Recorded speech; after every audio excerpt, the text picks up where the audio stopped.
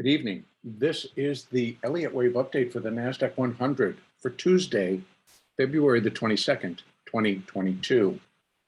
Today was an interesting day, somewhat a little bit unexpected in the size of the move, and at times a little bit more difficult to trade. In the end, though, all ended well. Trading did turn to be more profitable. The moves were cleaner. And so it ended up being a good day. So let's dive into what took place, where we are, and what we can expect. I continue to count a minor third wave down, and that minor third wave began right here. And within it, we need 5 waves of minute degree. So within this minor third wave, we have minute wave 1, 2, 3, and after the overnight and today's activity, we now have also minute wave 4. So we are into that final leg down to complete the minor third wave. Now today, the activity was very, very strange in that yesterday, the market opened in Globex, gapped lower, rallied, gapped back down, and then rallied strongly. In fact, during the initial openings of the European exchanges, it looks like somebody had put out, or a quantitative firm had put out a buy recommendation on the markets. And the NASDAQ just soared on that. It came back down, but held higher levels, and then began to really pick up again right into our opening, reaching the high at the start of the 10 o'clock hour, and then proceeded to sell off yet again, reaching session lows. So it reached a high at 14,108. And then within the next 2 hours, it reached session lows at 13,710. So huge swings, which often are the more profitable swings if you're following it and you can get into the price action and your mindset is clear and really focusing on what you're doing, good money to be made. But what this did do is it started to really put a question to me as if, what is the strength? Because it actually within our session, not only from the opening, but then at 2 o'clock, when President Biden began his press conference about the Ukraine, the first buy out of the box, they hit that button and the market jumped $80. And I'm like, whoa, he's talking about Russia has invaded Ukraine. And I'm watching somebody buy this market up and then follow through and then follow through. It was a very interesting reaction. And it actually threw me off a little bit because I thought, well, was that a mistake? Somebody really meant to hit sell, but they hit buy. But then another round of buys came through and I realized it wasn't. And again, it was a part of that next round of quant funds coming in and loading up.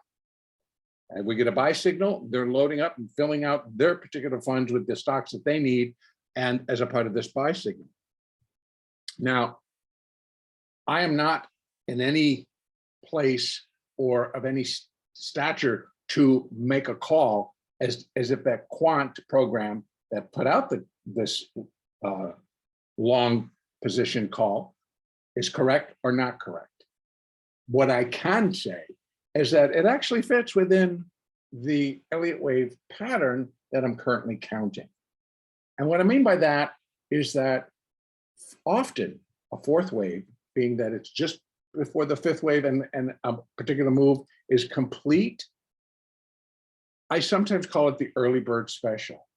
And the reason I do that is because it's a time when you see a lot of participants jump back into the market, feeling that that gap, in this instance, that gap low was it, and that this was it, and then we'll just start buying, and that this move down was it, and we'll just keep buying. So it is, to me, they're early. The Elliott pattern normally will follow through and complete. And then again, we're likely going to see an additional round of a lot of buyers moving back in the market.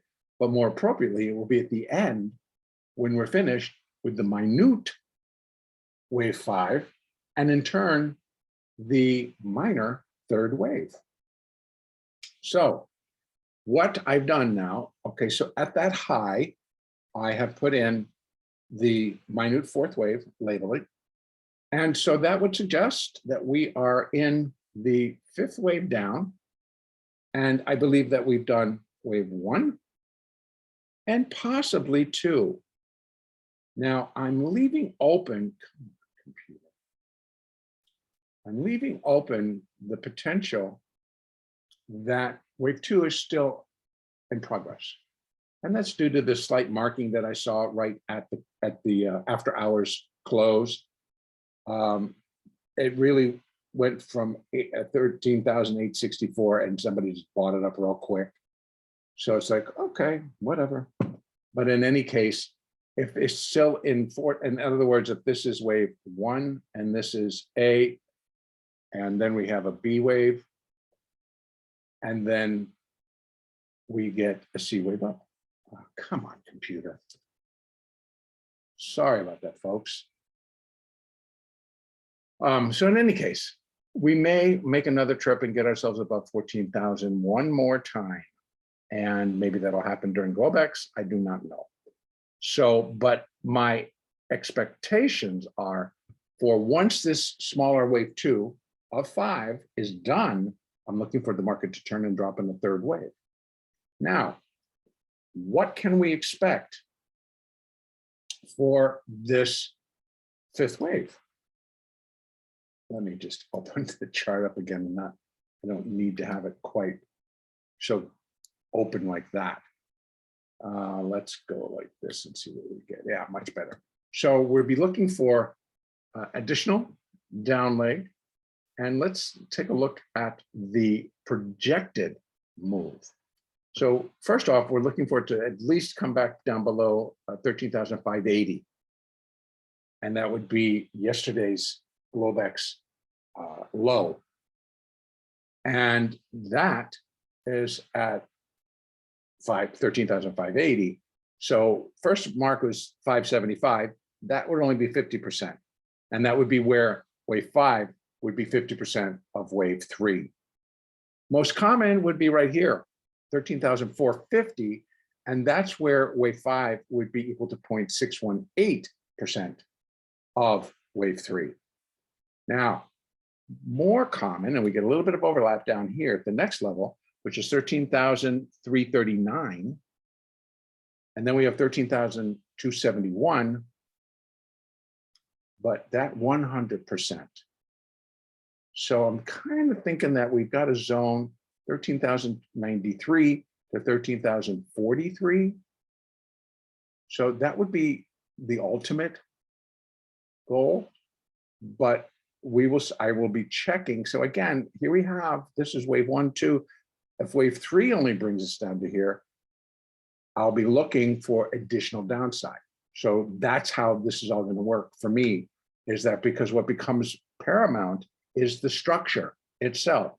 I'm looking for 5 waves down. So if it all can get it itself all done here, and I can count 5 clean, then I would consider this as a possibility to complete minute wave 5 and minor wave 3. Once this all is complete, whether it ends here, here, or here, is that we would then be setting the stage for the beginning of a minor fourth wave. Now, again, I'm going to open this up so that we can see what we're dealing with. Here is minor 2.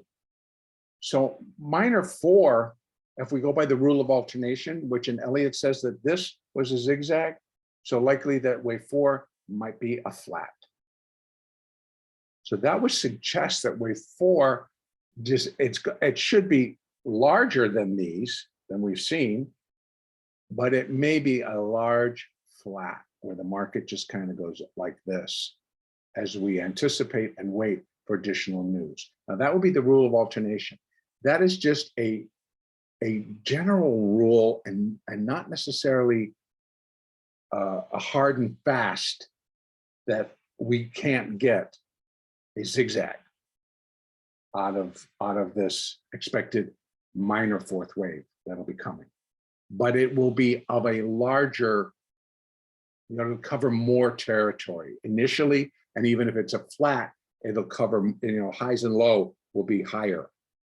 And so, or I should say higher, larger than what I'm thinking here. Although this was pretty strong. This went from 13,575 to 14,100. That was a pretty big move. So I would think that the next one is going to be in line with that, if not even a little bit higher or stronger.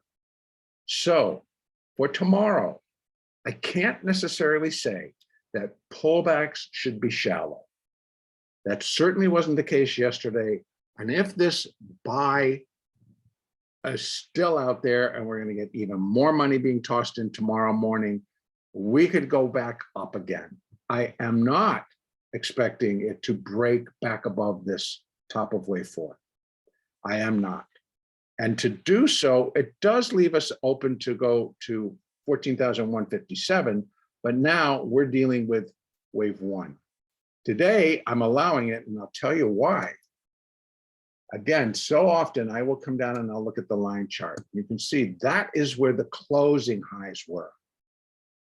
And when Elliott first wrote his principle and gave all of the instructions and the guidelines and the rules, it was always the charts were built on a closed basis, where that hourly bar closed or where the daily bar closed. So that's what I do when I want to come and see, does this really overlap? On a closing basis, it does not. And that leaves it in place as a wave 4 for me. Had we gotten the body of this candle up into that price territory, you see it's a wick and there's another wick. So below. So if it had gotten up into the body of these, which is up here, then I would have been more concerned and been saying no to the wave 4, but it did not. And so I have now learned that because of algorithms, because of these extremes that we get at the end of a move, that the tails are not necessarily to be included within a count. Now, when I'm running Fibonacci on a candlestick chart with tails, I do use the tail. So I know that might be confusing, but as I think we become more experienced with Elliott in today's markets, it becomes more understandable. So I cannot say at this point that wave 2 in progress now, 2 of 5, is not going to continue to move higher, and that it would not go up and retest those highs.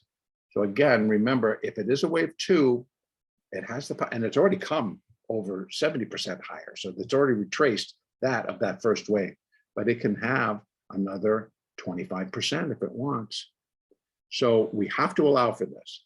But in any case, I am looking for the market to move lower, start breaking below, again, the moving averages, and below the low that we did today at 13,710, and then again below 13,616 and 13,580 as it works its way down, first to 13,450, and then further on down into the zones that we've already discussed. Then I will be looking for a fourth wave.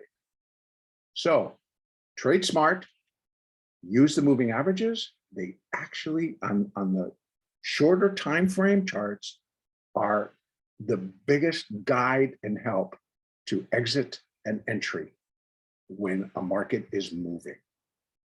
And when it starts to break one, you can look for the move to likely carry to the next one. And on your shorter time frames, it's not going to be 50 or 60 or 70 points. It is just likely going to be less, but there are good goals when you're trading that you can look for that move up to that level. So those provide the resistance. We also have the Fibonacci resistance and support. And then of course we have the Elliott. So use all of them. Have a great trading day tomorrow. The next update will be on Wednesday, February 23rd.